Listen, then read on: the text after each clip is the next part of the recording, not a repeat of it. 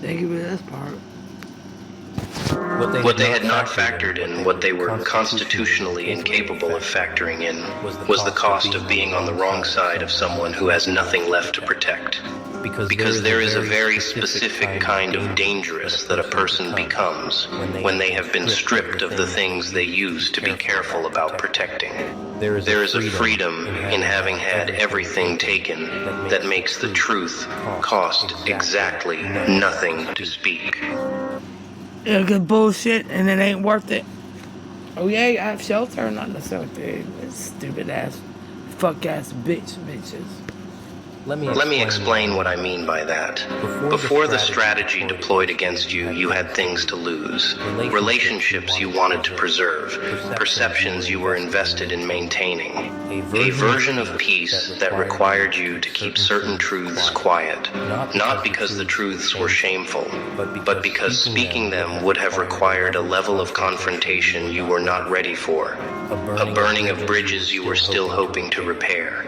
A closing of doors you were still trying to keep open. Your silence in that earlier period was not weakness. It was investment. You were protecting something, but they kept taking and taking and taking. They took the relationships. They took the perceptions. They took the peace. They took the open doors and they slammed them one by one with their palms flat against the frames so you could hear each closure.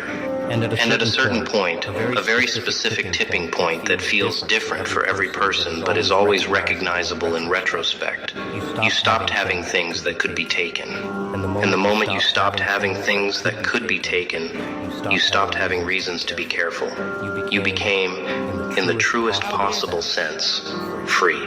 Free in the way that only someone who has been comprehensively stripped of everything they were once protecting ever becomes. Because they were still playing the game where you had things to lose.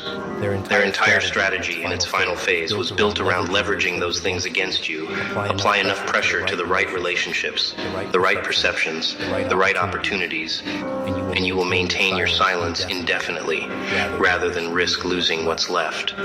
What they missed is that by the time they deployed that final phase, there was nothing left to leverage. They had already taken it. They arrived at the negotiating table to find that you had no remaining stake in the negotiation, and a person with no stake in the negotiation has only one thing to offer: the truth. Here is where the story shifts completely.